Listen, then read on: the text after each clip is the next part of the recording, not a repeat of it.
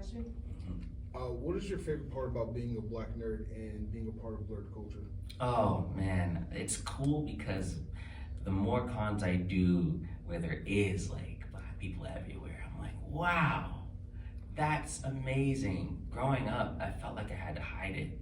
You know, I wasn't the kid Naruto running on the playground. I wasn't the kid that was so unapologetically themselves. I was like them, but I was afraid. And to this day, I look back and I go, man, I wish I wasn't so afraid. But now people aren't. Black people are nerds too, and that's cool. We don't just have to like hip hop. We can like hip hop too, but we can also like anime, and we can like comics, and it's cool. And there's a place for us.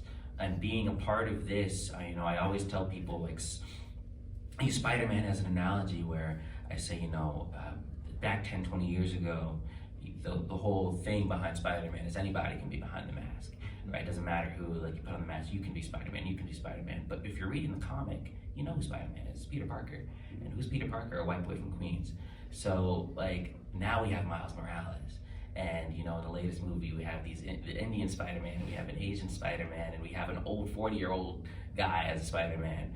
And it's true. And you see more and more black kids dressing up as Miles, and you see all these people, and it's the most incredible thing. So that's what, when I say representation is important, I mean that if you don't see somebody that looks like you in the space that you think is cool, you don't think it's possible.